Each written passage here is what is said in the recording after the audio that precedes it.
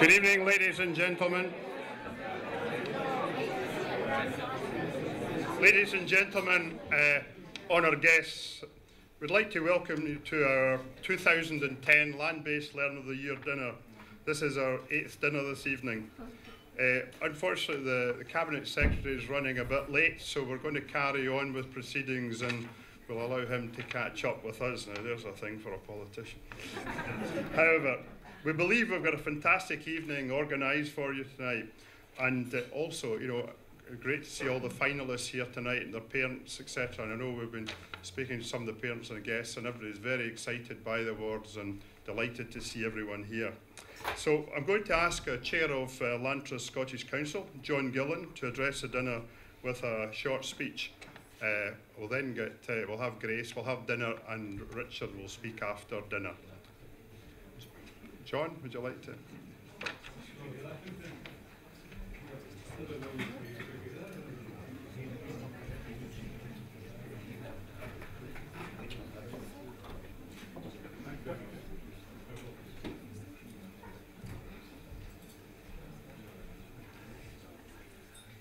Good evening, ladies and gentlemen.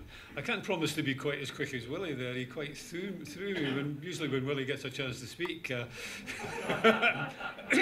we'll move on from that.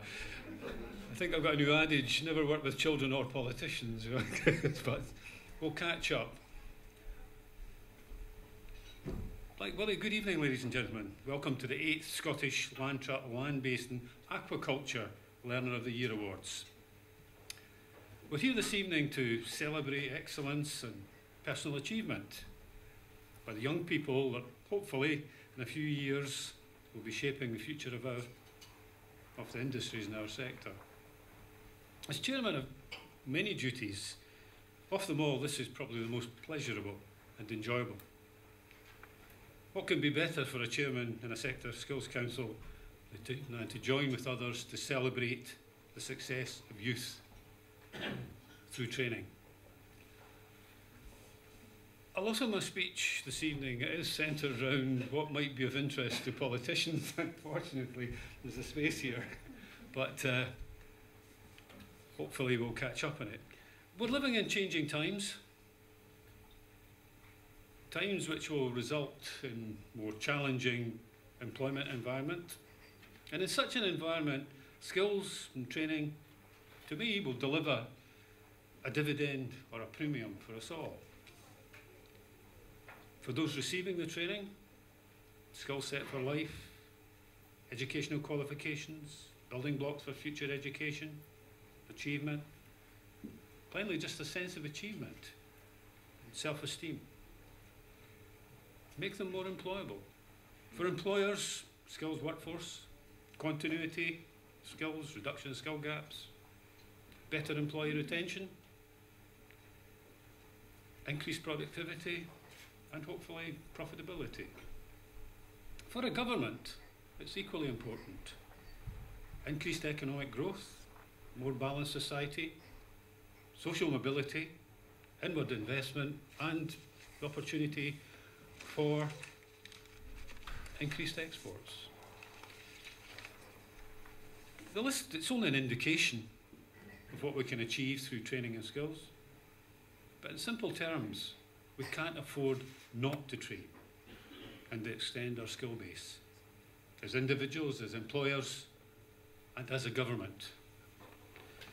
On a personal level, as an employer, I certainly take pleasure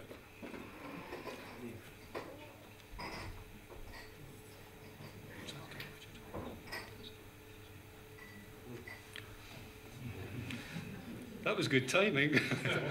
I think he planned it. He did that last year. On a personal level as an employer, I take immense pleasure when a young person comes to work for us and they excel. However, in a general sense, I enjoy watching all of my apprentices or trainees grow and develop in part through their training, into confident, mature adults. Can be hard work at times though. Enhancing their lives and making a positive contribution to society and our company. The Lantra Scotland team, and in that team I'd like to include our skill ambassadors, a good few are here this evening, they're all passionate about skills. And we're committed to ensuring that the 17 industries that comprise the environmental and land-based sector are given equal representation and support. Lantra is an employer-led organisation. We're here to service the skills and training needs of business. To do this, it is imperative that we fully engage with employers. Now, I'd like to use the platform this evening to challenge those who are attending, that are employers, to become more directly involved with Lantra. We can only deliver your skills and training requirements if you tell us what you're after. It's interesting watching Jim Clarn there. We had a conversation like this on the train. I'm sorry, at the airport. Lantra in Scotland supports our 17 industries in developing a highly skilled workforce capable of competing in the local and global market. Boosting skills and workforce development with an aim to improving productivity, increasing business performance and reducing skill gaps.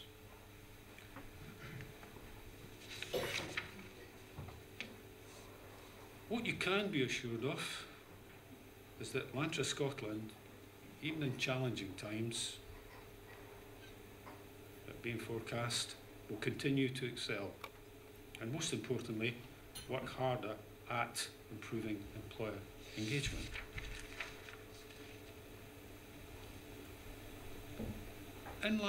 If Lantra Scotland is to continue to be successful, we must make sure our voice is heard, be adaptable to the needs of employers, and flexible in our approach to training needs.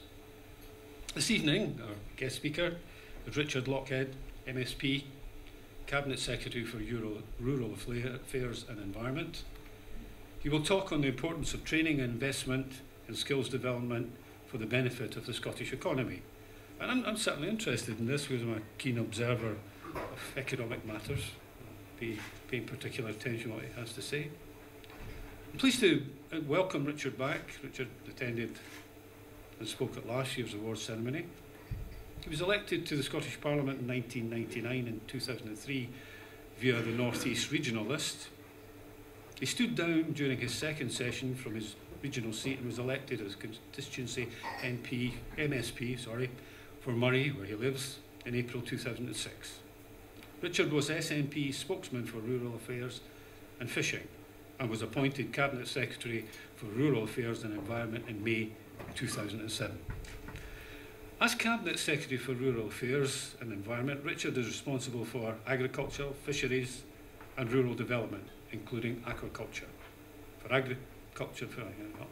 and forestry, environment and natural heritage, land reform, I'm glad I wrote this down, Richard, water quality regulation, sustainable development and climate change.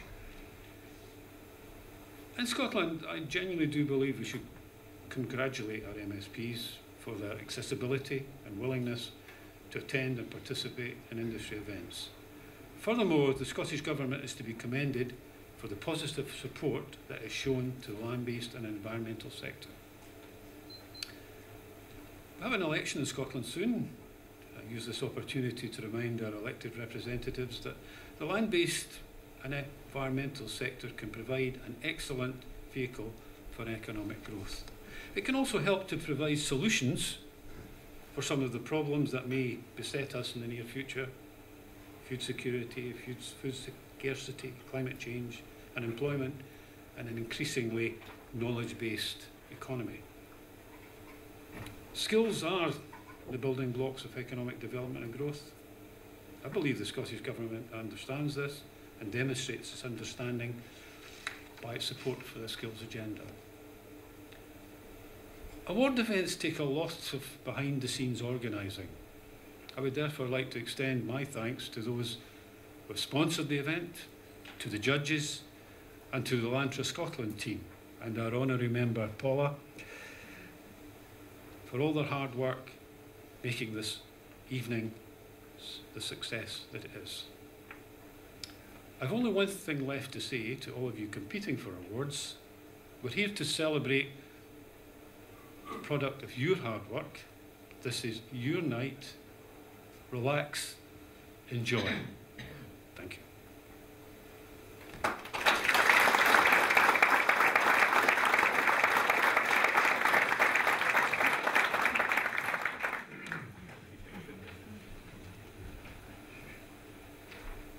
Thank you very much, John.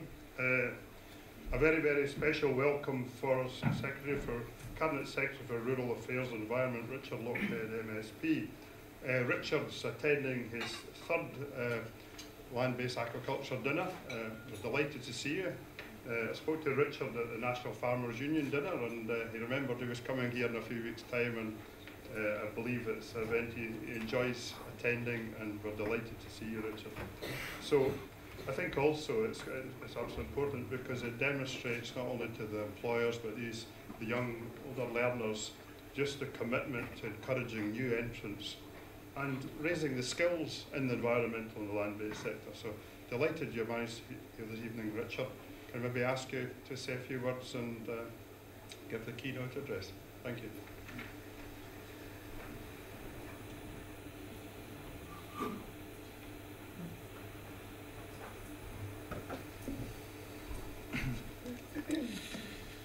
Well, thank you very much, and I'm relieved to be here. This is the third year in a row I've spoken to you, and I've been late each and every time, so I hope you admire my consistency, which is one thing I've always promised their land-based sectors. And I notice Alan Bowie sitting next to me, the Vice President of the NFU, whom I actually had a meeting with at Parliament just a wee while ago, and I'm trying to work out how you got here before I did. So maybe I should have jumped in your car and got a lift. I am very, very pleased to be here, and I always make a special point of trying to join you at this very, very special event. These awards are, of course, as you've just heard, now in 8th year, and as you've also heard, this is now the third year in a row I have had the privilege of coming along to say a few words, and of course to getting to meet, which is the most important part, the nominees for tonight's awards as well, which I'm very much looking forward to doing later on this evening. And I know, of course, these awards have expanded over the years, as their worth has been recognised by more and more industry sectors. This year they include aquaculture in their title, a richly deserved recognition of course, that sector's increasing importance to Scotland, and a sector, of course, which is actually booming at the moment. Scotland's aquaculture sector is a huge success story, and it's absolutely booming, as indeed is Scottish food and drink. And as Cabinet Secretary for Rural Affairs and the Environment, I very much see it as a very privileged position, because Scotland's two greatest assets are firstly, of course, our land, and secondly, of equal importance, our people. And I get to travel the length and breadth of our nation, meeting the people who work in the land and seeing the influence they have in turn on our landscapes. So it's truly an honour to carry out the role that I've been carrying out for the last 4 years. And of all the events I do attend across Scotland, this definitely ranks as one of the highlights of my year, because it recognises the importance that the people here play in the future of Scotland, and of course the future our land will play in the future of Scotland as well. And we place a lot of expectation in the people who work in Scotland's land. Of course, emphasis will always be in the production of food, and that's only right, and that's what the Scottish Government certainly wants to see. But countryside access, conservation, biodiversity, forestry, landscape management, tourism, and many others also, of course, have very, very important roles to play. And none of this could be achieved without the skills and hard work of our farmers, our foresters, our crofters, and estates as well. And tonight's an opportunity to acknowledge the role that individuals and businesses play in maintaining and developing Scotland's rural sector, and to celebrate the success of the many sectors represented in the room this evening. And just looking around, I can see many rural leaders and others in the audience who have contributed towards the success of rural Scotland in recent years. And of course, our rural industries are also vital to Scotland's economy. The land-based sector has some 24,000 businesses, employing nearly 200,000 people. 96% of these are micro businesses, employing fewer than 10 people. And the current economic environment is hard on all businesses, but it's particularly challenging sometimes for small and micro businesses. So it is important, therefore, that we do all we can to support these businesses, which are the lifeblood of the rural economy. And it's no less important that we support and encourage the young people and of course the not so young, who are just starting out on their careers. It's nights like this that convince me that Scotland does continue to produce a wealth of talent right across our rural industries. And allied to the obvious work that I see throughout my travels in Scotland, this gives me confidence in the future of Scotland. Over the course of the government's tenure, skills have been at the very heart of our purpose, which is of course to create a more successful country. Our relationship with employers through engagement with sector skills councils has enabled us to respond to their skills and training needs. Lantra have, as ever, been very supportive in their role, and they can rightly be proud of what they've helped to achieve for learners over these past years. As an organisation, they've helped to develop modern apprenticeships, registering some 200 in the past 9 months alone. However, we in government have also been productive in rising to the challenges facing us in these recent economically difficult times. In October, of course, we published our refreshed skills strategy that makes clear the Scottish Government's commitment to training and skills as we look to accelerate recovery. In this year's budget, we put in place 34,500 new training opportunities, and with European funding, we increased that to over 40,000. And that does represent a substantial package of support, responsive to both the skills that individuals need and the skills that employers want in this challenging environment. And for the second successive year, Skills Development Scotland is on track to roll out 20,000 new apprenticeship starts. And this will rise to an impressive 25,000 next year, thanks to the recent budget.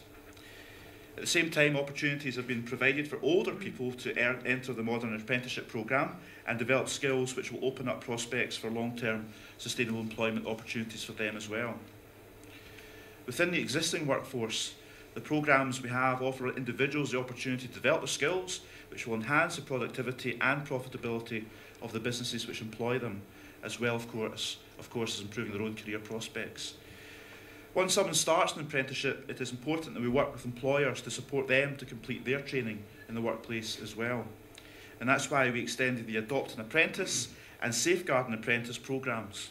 These provide incentives to companies to employ or keep on apprentices who have already started their training. And businesses across Scotland have responded superbly to these schemes, allowing the Scottish Government to support more than 1,000 apprentices whose apprenticeships were actually at risk. So while on the topic of all these kinds of achievements, we have to talk about recognising the achievements of Lantra. And Lantra plays a central role in helping our training providers to meet the skills needs of rural industries. With their dedicated Scottish team, their influence and impact have increased over recent years. And just some of their recent successes include, firstly, working with industry to develop Level 2 modern apprenticeships for agriculture, horticulture and land-based engineering. Also, other modern apprenticeships, including aquaculture, equine, game and wildlife and trees and timber, they're all currently being worked on. And Lantra are now established within the Food and Drink Executive and contribute to the food strategy for that sector as well. An accreditation of over 100 farm advisors under the Farm Business Advisor Accreditation Scheme for Scotland is also another achievement which has helped to deliver almost 400 whole farm reviews each year. And with funding from the SRDP's Skills Development Scheme, Lantra's Business Skills for Rural Business Women project is helping women to develop their skills and diversify their farming enterprises as well. And we've had development of new occupational standards for crofters and smallholders. And participation in the Flexible Training Opportunities Working Group has helped to encourage the uptake of bite-sized learning by employers in the industry as well. So these are just some of the many initiatives that Lantra is delivering with support from the Scottish Government and others. But clearly, government bodies such as Lantra are only part of the skills development story. Employers obviously play a huge part, and successful businesses will recognise the benefits of highly skilled, motivated workforces, particularly in today's increasingly competitive and challenging economic climate. Which leads to the final ingredient and the reason we are all here tonight, to celebrate and recognise the commitment and ability demonstrated by individuals who have excelled in their chosen field of training. Well, there have to be winners, and these should rightly be lauded. All the nominees have demonstrated a high degree of talent and should be proud of their achievements. So I offer all of you my sincere congratulations, and I'm sure that potential employers will also be impressed with your commitment. In finishing, I hope that tonight will serve to encourage others to enter into the land-based sector by raising awareness of the diverse career and training opportunities available. At the same time, it should highlight the benefits of a skilled workforce to employers. There was a comment earlier about how rural Scotland is going to deliver for the nation's needs in the decades ahead. And if we think of all the challenges facing Scotland, Europe and the rest of the globe, many of the solutions have to be found in rural Scotland and on our land. And many of the young people here tonight in particular are the future to ensure we harness all that opportunity we have to improve the quality of life for Scotland and to contribute to the rest of the world's challenges as well. So the people in here can help make sure Scotland produces food when the world's running out of food and running out of land to produce food on, when there's an increasing world population, and when the world's running out of energy. We've got lots of energy resources on our land here in Scotland, and we need people to develop careers and work on our land to ensure we harness our energy resources as well to power the nation and export it to other countries at the same time. And of course we've got other big challenges as well, like biodiversity and protecting biodiversity, and of course tackling climate change and protecting our water resources. So we've got the natural resources in Scotland, and what we need is the people to make sure we develop and harness and exploit these resources in the years ahead.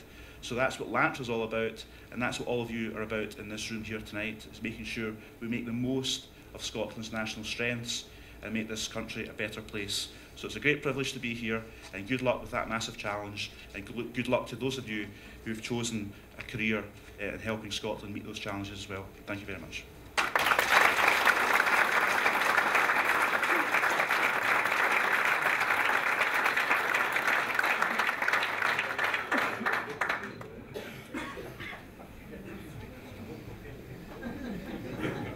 Thank you very much indeed, Richard, and I'm sure Richard will be about later to chat to some of the entrants, get photographs taken, so thank you very much indeed again, Richard.